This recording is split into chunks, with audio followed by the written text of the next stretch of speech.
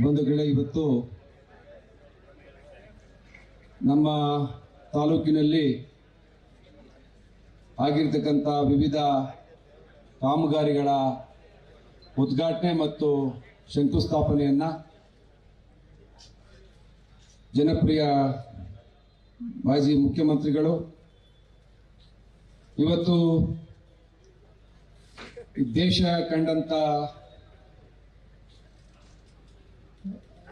ಅಂತಾರಾಷ್ಟ್ರೀಯ ನಾಯಕ ನರೇಂದ್ರ ಮೋದಿರವರ ನೇತೃತ್ವದ ಎನ್ಡಿಎ ಸರ್ಕಾರದಲ್ಲಿ ಬೃಹತ್ ಕೈಗಾರಿಕೆ ಮತ್ತು ಉಕ್ಕಿನ ಕೇಂದ್ರ ಸಚಿವರಾಗಿ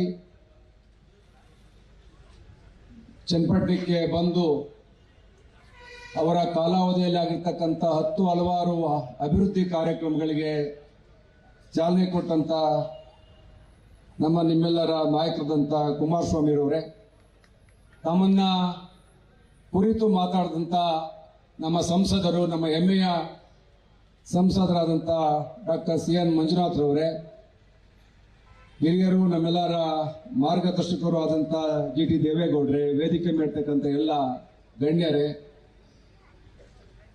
ಇದು ಸರ್ಕಾರಿ ಕಾರ್ಯಕ್ರಮ. ಮಧ್ಯಾಹ್ನ ಬೆಳಿಗ್ಗೆ 11:30 ಗಂಟೆಗೆ ಕಾರ್ಯಕ್ರಮ ಅಂತೇಳಿ ಎಲ್ಲ ಗೊತ್ತಾಗಿತ್ತು. ಅದರ ನಿನ್ನೆ ಮೊನ್ನೆಯಿಂದ ಕಾರ್ಯಕ್ರಮಗಳಿಗೆ ಹಲವಾರು ಬದಲಾವಣೆ ಆಗಿ ಸ್ವಲ್ಪ ಗೊಂದಲ ಆಯಿತು. ಇವತ್ತು ಕುಮಾರಸ್ವಾಮಿ ಅವರಿಗೆ ಬಹಿರಂಗವಾಗಿ ಇಡೀ ಜಿಲ್ಲೆಯ ಜನ ಸೇರಿ ಇಲ್ಲಿ ಸಂಜೆ ಕಾರ್ಯಕ್ರಮ ಮಾಡೋದು ಅಂತೇಳಿ ಮೊದಲು ತೀರ್ಮಾನ ಆಗಿತ್ತು.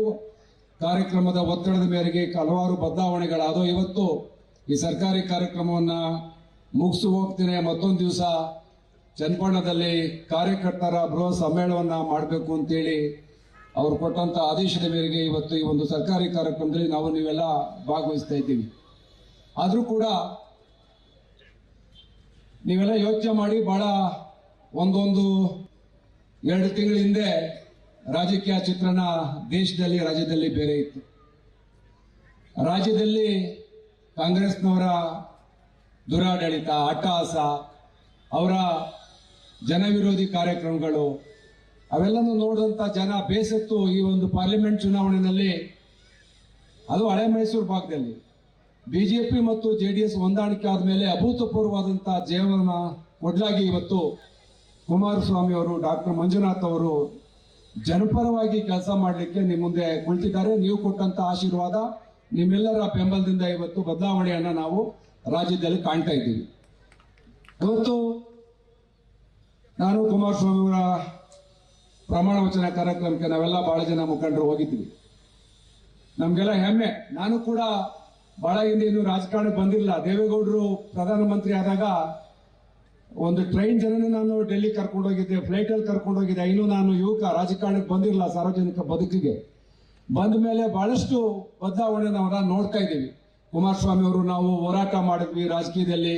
ಇಬ್ರು ಪರಸ್ಪರ ಬಿಜೆಪಿ ಮತ್ತು JDS ಕಿತ್ತಾಡ್ಲಾಗಿ ಇವತ್ತು ಕಾಂಗ್ರೆಸ್ನ ನಾವು ದುರಾದೃಷ್ಟವಶಾತ್ ಅಧಿಕಾರಕ್ಕೆ ತಂದುಕೊಟ್ಬಿಟ್ಟು, ಆದ್ಮೇಲೆ GT ದೇವೇಗೌಡರು ಅವ್ರ ಮಾರ್ಗದರ್ಶನದಲ್ಲಿ ನಾನು ಕುಮಾರಸ್ವಾಮಿ ಅವರು ಕುಂತ್ಕೊಂಡು ಮಾತಾಡಿ, ಇಲ್ಲ ನಾವೆಲ್ಲ ಒಂದಾಗಿ ಹೋಗ್ಬೇಕು, ಮುಂದೊಂದು ದಿನಗಳಲ್ಲಿ ನಮ್ಮಿಬ್ಬರು ಕಿತ್ತಾಟ ಮೂರನೇವ್ರು ಆಗಬಾರ್ದು ಅಂತೇಳಿ ಬಿಜೆಪಿ ಮತ್ತು JDS ಹೊಂದಾಣಿಕೆ ಆಗಲಿಕ್ಕೆ ಪ್ರಕ್ರಿಯೆನ ಪ್ರಾರಂಭ ಮಾಡಿದ್ರು. ಇವತ್ತು ಬಿಜೆಪಿ JDSನ ಒಟ್ಟಾಗಿ ಇಡೀ ರಾಜ್ಯ ಜನ ಒಪ್ಕೊಂಡಾರೆ.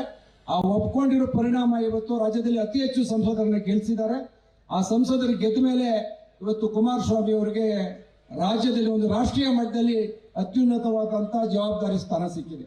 ಬಂಧುಗಳೇ, ಇವತ್ತು ಅವರು ರಾಜೀನಾಮೆಯನ್ನ ಕೊಟ್ಟು ಇವತ್ತು ನಮ್ಮ ಚನ್ನಪಟ್ಟಣ ತಾಲೂಕು ಬಂದಿದ್ದಾರೆ.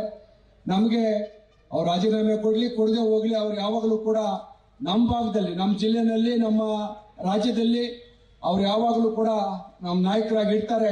ಅವರ ಕಾರ್ಯವ್ಯಾಪ್ತಿ ಇವತ್ತು ರಾಜ್ಯ ಮಟ್ಟ ಅಲ್ಲ, ರಾಷ್ಟ್ರೀಯ ಮಟ್ಟಕ್ಕೆ ಅದು ವಿಸ್ತರಣೆ ಆಗಿದೆ. ಸಮಾಜದಲ್ಲಿ ಅವ್ರು ಬಹಳ ಜವಾಬ್ದಾರಿಯುತವಾಗಿ ಕೆಲಸ ಮಾಡಬೇಕು.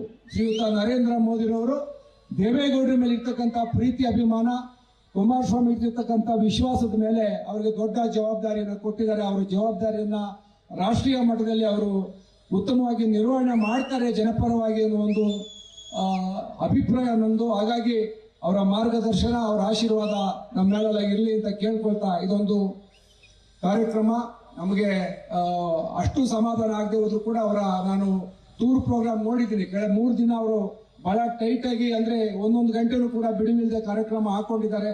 ಅವರ ಮುಂದಿನ ರಾಜಕೀಯ ಪ್ರಯಾಣ ಶುಭವಾಗಲಿ ಅಂತೇಳಿ ಶುಭವನ್ನ ಹಾರೈಸಿ ಈ ಕಾರ್ಯಕ್ರಮದಲ್ಲಿ ಭಾಗವಹಿಸಲು ಅವಕಾಶ ಮಾಡಿಕೊಟ್ಟಂತ ತಾಲೂಕಿನ ಎಲ್ಲ ಇಲಾಖೆ ಅಧಿಕಾರಿ ವರ್ಗಕ್ಕೆ ಧನ್ಯವಾದಗಳನ್ನ ಹೇಳ್ತಾ, ಮಾಧ್ಯಮ ಮಿತ್ರರಿಗೆ ಹೊಂದಿಸ್ತಾ, ಇಲ್ಲಿ ಬಂದಿರ್ತಕ್ಕಂಥ ಎಲ್ಲ ಕುಮಾರಸ್ವಾಮಿ ಅವರ ಅಭಿಮಾನಿಗಳು, ಈ ತಾಲೂಕಿನ ಎಲ್ಲ ನನ್ನ ನಾಗರಿಕ ಬಂಧುಗಳಿಗೆ ಧನ್ಯವಾದಗಳನ್ನು ಹೇಳ್ತಾ ನನ್ನ ಮಾತನ್ನು ಮುಗಿಸ್ತೀನಿ. ನಮಸ್ಕಾರ.